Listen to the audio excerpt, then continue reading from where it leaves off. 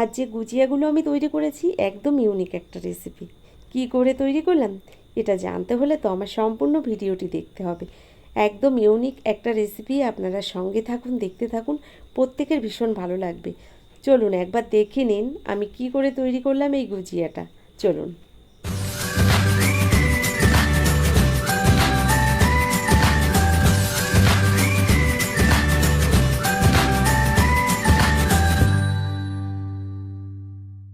আজ যে গুজিয়াগুলো আমি তৈরি করব, এই গুজিয়াগুলো তৈরি করার জন্য প্রথমেই দেখুন একটা বোলের মধ্যে আমি 2 কাপ ময়দা নিয়েছি। আপনারাও একটা কাপ বা বাটি মেপে এই ময়দাটা নেবেন। দেখুন তার মধ্যে স্বাদ মতো একটু লবণ দিয়ে দিলাম, আর দিয়ে দিলাম কয়েকটা কালো জিরে। এবার দিয়ে দিচ্ছি এর মধ্যে 4 চামচ পরিমাণে সাদা তেল। তো এখানে তেলটা দেওয়ার পরে আমি হাত দিয়ে ভালো করে ময়ামটা মেখে নিচ্ছি। তো এখানে কিছুক্ষণ মেখে নেওয়ার পরে আমি বুঝতে পারলাম তেলের পরিমাণটা একটু কম রয়েছে। তো এখানে আমি আরও 4 চামচ পরিমাণে তেল দিয়ে দিলাম। টোটাল এখানে 8 চামচ তেল ব্যবহার করেছি আমি 2 কাপ ময়দার জন্য। তো এখানে ভালো করে আমি ময়ামটা হাত দিয়ে মেখে নিচ্ছি। আর এই ময়দাটা এমনভাবে ময়ামটা মাখতে হবে, দেখুন হাতের মুঠো পাকালে এভাবে একদম দলা পাকিয়ে যাবে। তো এখানে ঠিকঠাক আমার ময়ামটা হয়ে গেছে। এবার আমি অল্প অল্প জল দিয়ে একটা সুন্দর ডো মেখে নিচ্ছি। নমস্কার বন্ধুরা, কেমন আছেন সবাই? নিশ্চয়ই সবাই ভালো আছেন, আমিও ভালো আছি। টিয়ার রান্নাঘর থেকে আমি তন্দ্রা আজ নিয়ে এলাম ইউনিক একটা রেসিপি। আজ তৈরি করে দেখাবো গুজিয়া। তো এই গুজিয়াগুলো একদমই অন্যরকম, আপনারা সঙ্গে থাকুন, দেখতে থাকুন, আশা করছি আপনাদের ভীষণ ভালো লাগবে। আর যদি ভিডিওটা ভালো লেগে যায় অবশ্যই একটা লাইক দিয়ে, যারা এখনও আমার চ্যানেলটিকে সাবস্ক্রাইব করেননি অবশ্যই আমার চ্যানেলটিকে সাবস্ক্রাইব করে পাশে থাকবেন। দেখুন এখানে আমি ময়দাটা মেখে তো এক সাইডে ঢেকে রেখে দিলাম।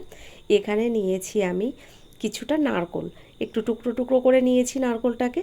সঙ্গে নিয়েছি কিছুটা কাজু বাদাম, কিছুটা চীনা বাদাম, আর নিয়েছি কয়েকটা আলমন্ড বাদাম। সব কিছু আমি দেখুন একটা মিক্সির জারের মধ্যে দিয়ে দিচ্ছি। তো এখানে সুন্দর একটা গুঁড়ো বানিয়ে নিয়েছি দেখুন।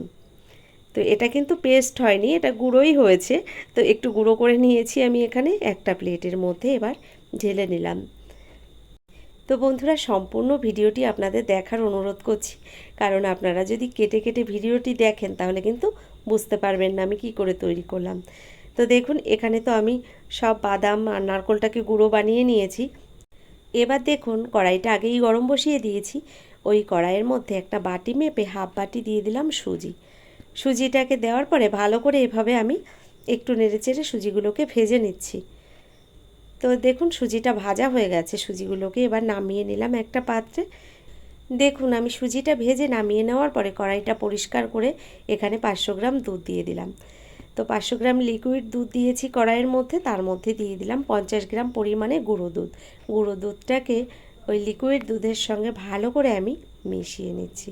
তো দুধটা সুন্দর ফুটতে শুরু করেছে আর অনেকটা ঘন হয়ে গেছে। এবার আমি এর মধ্যে দিয়ে দিচ্ছি চিনি। তো এখানে আমি 4 চামচ পরিমাণে চিনি দিয়েছি। আর চিনিটা দেওয়ার পরে এভাবে ভালো করে মিশিয়ে নিয়েছি। আপনারা যেমন মিষ্টি খেতে পছন্দ করেন সেই অনুযায়ী কিন্তু চিনিটা ব্যবহার করবেন। আমি এখানে মিষ্টির পরিমাণটা আমার পরিমাণ মতোই রেখেছি, কারণ আমাদের বাড়িতে মিষ্টি খুব একটা কেউ পছন্দ করে না, তাই একটু কম রেখেছি। তো 4 চামচ চিনি দেওয়ার পরে গুঁড়ো করা নারকোল আর বাদামগুলো আমি দিয়ে দিলাম এই দুধের মধ্যে। ভালো করে মিশিয়ে নিয়েছি। এবার দেখুন সুন্দর ফুটতে শুরু করেছে, আস্তে আস্তে দেখবেন সুন্দর একটা পুর তৈরি হয়ে যাবে। তো এখানে আমি কিছুক্ষণ ফুটিয়ে নেওয়ার পরে এবার যে সুজিটাকে ভেজে রেখেছিলাম, ভেজে রাখা সুজিগুলো এবার দিয়ে দিচ্ছি আমি এই দুধের মধ্যে। সুজিগুলোকে দুধের মধ্যে দেওয়ার পরে একটু এভাবে নেড়েচেড়ে মিশিয়ে নিলেই আস্তে আস্তে দেখবেন সুন্দর একটা পুর রেডি হয়ে যাবে। আস্তে আস্তে পুরটা কিন্তু ঘন হয়ে যাচ্ছে দেখুন। আর এতটা টেস্ট হয় কারণ এখানে কিন্তু বাদাম, নারকোল, দুধ সব কিছুই রয়েছে। এই পুরটা কিন্তু ভীষণ টেস্টি হয় খেতে। দেখুন এভাবে একটুখানি নেড়ে চেড়ে আমি কিন্তু পুরটাকে পুরোপুরি রেডি করে নিয়েছি। আর পুরটা একটু শুকনো শুকনো করেই তৈরি করতে হবে। তো এখানে পুরটা রেডি হয়ে গেছে। এবার এই পুরটাকে আমি নামিয়ে ঠান্ডা করে নেব। তো একটা প্লেটের মধ্যে আমি এবার নামিয়ে নেব ওই পুরটা। দেখুন পুরটা রেডি হয়ে গেছে। এবার আমি এই প্লেটের মধ্যে নামিয়ে নিলাম। আর নামিয়ে নেওয়ার পরে আমি আর একটা কড়াই বসিয়ে দিয়েছি। ওই কড়াইয়ের মধ্যে দিয়ে দিচ্ছি হাফ কাপ পরিমাণে চিনি। ঠিক ওই কাপ মেপে দিয়ে দিলাম 1 কাপ পরিমাণে জল চিনির মধ্যে। ভালো করে এবার এই চিনিটাকে জাল করে নিতে হবে, একটা শিরা তৈরি করে নিতে হবে চিনির। তো এর মধ্যে দুটো এলাচ ফাটিয়ে দিয়ে দিলাম, আর চিনির শিরাটাকে এভাবে কিছুক্ষণ ফুটিয়ে রেডি করে নিতে হবে। দেখুন এভাবে আমি গ্যাসের ফ্লেমটাকে হাই ফ্লেমে রেখে এই চিনির শিরাটাকে তৈরি করে নিচ্ছি। তো দেখুন এখানে চিনিটা কিন্তু সুন্দর ফুটে উঠেছে, আর এভাবে কিছুক্ষণ নেড়ে চেড়ে আমি শিরাটাকে রেডি করে নামিয়ে নেব। তো এখানে কিন্তু কোনো রকম আমি কালার ব্যবহার করছি না, শুধুমাত্র জলের মধ্যে চিনিটা দিয়ে এভাবে ফুটিয়ে একটা চিনি শিরা রেডি করে নিলাম। দেখুন ঘন একটা শিরা তৈরি হয়ে গেছে, এবার নামিয়ে নিচ্ছি। আর এরপরে আমি গুজিয়াগুলো তৈরি করে দেখাবো। দেখুন পুরটাও ঠান্ডা হয়ে গেছে। এবার যে ময়দাটাকে আমি আগেই মেখে রেখেছিলাম, এই ময়দাটাকে আরও একবার হাত দিয়ে ভালো করে মেখে নিলাম। এবার দেখুন মেখে নেওয়া ডোটা থেকে আমি লেচিগুলো কেটে নেব। তো এখানে বড় বড় সাইজে আমি 3টে লেচি কেটে নিচ্ছি। তো বন্ধুরা এখানে আমি 3টে লেচি কেটে নিয়েছি, আর বাকি দুটো লেচি সরিয়ে রেখে একটা লেচি এবার আমি বেলে একটা রুটি বানিয়ে নেব।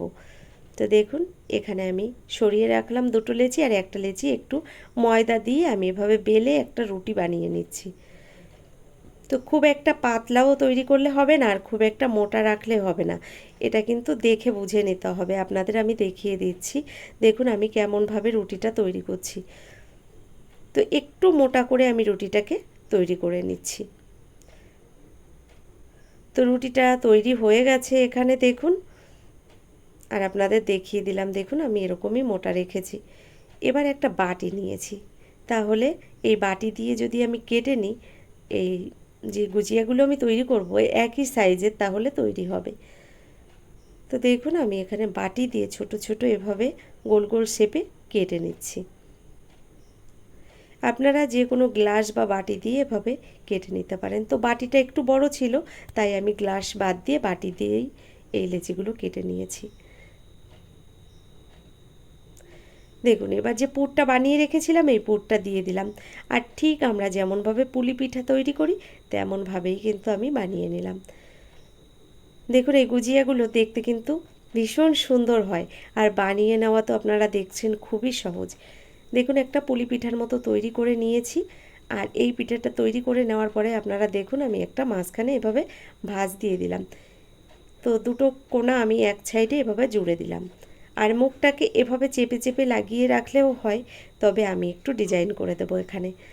তো হাত দিয়ে এভাবে আমি একটু ডিজাইন বানিয়ে দিচ্ছি। দেখুন একটা আমি এখানে তৈরি করে আপনাদের দেখালাম, আরও একটা তৈরি করে আপনাদের দেখাবো। দেখুন এখানে একটা গুজিয়া রেডি হয়ে গেছে, দেখতে কি দারুণ লাগছে না? আরও একটা গুজিয়া আমি তৈরি করে আপনাদের দেখাচ্ছি। দেখুন একইভাবে আমি একটা লেচি হাতের মধ্যে নিয়ে এখান থেকে কিছুটা পুর নিয়ে নিলাম, আর পুরটা দেওয়ার পরে একটা পুলি পিঠার মতো তৈরি করে নিচ্ছি। দেখুন একইভাবেই আমি সব বানিয়ে নেব, তবে আপনাদের আরও একটা আমি এই দেখিয়ে দিচ্ছি। খুব সহজ, আপনারা যে কেউ কিন্তু একবার দেখলেই বাড়িতে বানিয়ে নিতে পারবেন। যেমন দেখতে সুন্দর, খেতেও কিন্তু ভীষণ সুন্দর হয়। দেখুন সেম একইভাবে আমি আরও একটা গুজিয়া আপনাদের তৈরি করে দেখাচ্ছি। একটা পুলি পিঠার মতো তৈরি করলাম, আর দুটো কোণা একসঙ্গে জুড়ে মাঝখানে ভাঁজ দিয়ে দিলাম। আবারও একটু ডিজাইন করে আরও একটা তৈরি করে নিলাম। তো দেখুন আরও একটা গুজিয়া এখানে রেডি হয়ে গেছে। বাকি গুজিয়াগুলো আমি একইভাবে বানিয়ে নিচ্ছি। দেখুন তো এখানে দেখুন বাকি গুজিয়াগুলোও আমার রেডি হয়ে গেছে। এবার এই গুজিয়াগুলোকে আমি ভেজে নেব। তার জন্য কড়াইতে তেলটা আমি গরম বসিয়ে দিয়েছি, আর এখানে কিন্তু অবশ্যই সাদা তেলের মধ্যে ভেজে নিতে হবে। সাদা তেলটাকে আমি একটু গরম বানিয়ে নিয়েছি, তবে হাই ফ্লেমে আমি কিন্তু এখানে তেলটাকে গরম করে নিইনি। গ্যাসের ফ্লেমটাকে আমি লো টু মিডিয়াম ফ্লেমে রেখেছি, আর তেলটাকে একটু গরম করে নেওয়ার পরে গুজিয়াগুলো তেলের মধ্যে দিয়ে দিলাম। তবে এখানে কিন্তু একদম গ্যাসের ফ্লেমটা লো টু মিডিয়াম ফ্লেমে রেখে এই গুজিয়াগুলো ভেজে নিতে হবে। বন্ধুরা এই গুজিয়াগুলো কিন্তু একদমই হাই ফ্লেমে ভাজা যাবে না, তাহলে কিন্তু এই ওপরটা পুড়ে কালো হয়ে যাবে, আর ভেতরটা কিন্তু খেতে ভালো লাগবে না। তাই ধীরে সুস্থে আস্তে আস্তে কিন্তু ভেজে নিতে হবে। আমরা যেমন সিঙ্গারা ভাজি ঠিক তেমনভাবেই গ্যাসের ফ্লেমটাকে লো টু মিডিয়াম ফ্লেমে রেখে এই গুজিয়াগুলোও ভেজে নিতে হবে। আস্তে আস্তে কিন্তু এই গুজিয়াগুলো ওপরটা একদম মুচমুচে একটা ব্যাপার চলে আসবে। তো দেখুন এভাবে আমি গ্যাসের ফ্লেমটাকে লো টু মিডিয়াম ফ্লেমে রেখে আস্তে আস্তে করেই এই গুজিয়াগুলোকে ভেজে নিচ্ছি। আর গুজিয়াগুলো আস্তে আস্তে রং ধরেছে, আপনারা নিশ্চয়ই দেখে বুঝতে পারছেন। তো বন্ধুরা আরও কিছুক্ষণ টাইম ধরে আমি একটু কালার করেই এই গুজিয়াগুলো ভেজে নেব। তো দেখুন আস্তে আস্তে কালারটা কিন্তু ধরে আসছে, দেখতেও কিন্তু সুন্দর লাগছে। দেখুন একদম সিঙ্গারার মতো লাগছে কিন্তু দেখতে। এবার আমি গুজিয়াগুলোকে ভাজা হয়ে গেছে, নামিয়ে নিচ্ছি। তো এখানে দেখুন নামিয়ে নেওয়ার পরে আমি বাকি গুজিয়াগুলো কিন্তু একইভাবে এখানে সব ভেজে নিয়েছি। এবার দেখুন যে চিনি শিরাটাকে আমি আগে থেকে বানিয়ে নিয়েছিলাম, এই গুজিয়ার উপর দিয়ে একটু দিয়ে দিলাম। আপনারা চাইলে কিন্তু এই চিনি শিরার মধ্যেও একটু জাল করে নিতে পারেন। তো বন্ধুরা আজকের রেসিপিটি কেমন লাগলো আপনাদের অবশ্যই কিন্তু আমাকে লিখে জানাবেন। যদি ভিডিওটি ভালো লেগে থাকে একটা লাইক দিতে ভুলে গেছেন, অবশ্যই একটা লাইক দিয়ে যারা এখনও চ্যানেলটিকে সাবস্ক্রাইব করেননি অবশ্যই আমার চ্যানেলটিকে সাবস্ক্রাইব করে পাশে থেকে যাবেন। তো আজকের মতো এই পর্যন্তই, পরবর্তী ভিডিও নিয়ে আবার চলে আসবো। ততক্ষণের জন্য সকলে ভালো থাকবেন। ধন্যবাদ।